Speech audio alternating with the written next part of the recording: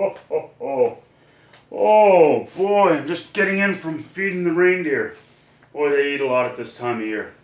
You know, I don't usually get to see you kids this time of year, but this year's a pretty important year, I think. You know, I go through my book, of the Naughty and Nice book, but this year, I'm just seeing a lot of kids who are a little nervous about what's going on.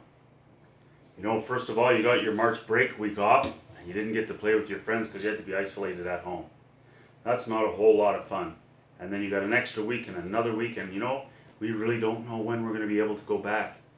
So, I'm here to just check in with you and, you know, some things that I've heard.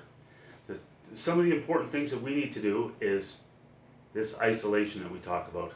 You know, at the North Pole here, we're isolated because there's not a lot of people who live here. So it can get lonely sometimes. But right now, the elves are isolating in their own home. I'm up here with Mrs. Claus, and we're not working in the shop, so it can be pretty lonely. And I can see that too. You don't have your friends, you're not back at school. And you know, I would miss my friends too like that. You know, get recess time, that was always my favorite subject at school. So, what I'm going to suggest is your parents know what's going on. So if you listen to what your parents say, if we stick to the basics, then maybe we can get through this a lot quicker than is expected.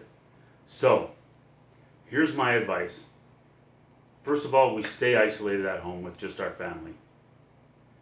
It's gonna get this over with quicker than you expect. Keeping our distance. So if we're out, if we have to walk the dog, or if we have to go for a bicycle ride or walk around the block just for some exercise and fresh air, we need to keep our distance. We need to keep 2 meters. That's about as tall as your dad is.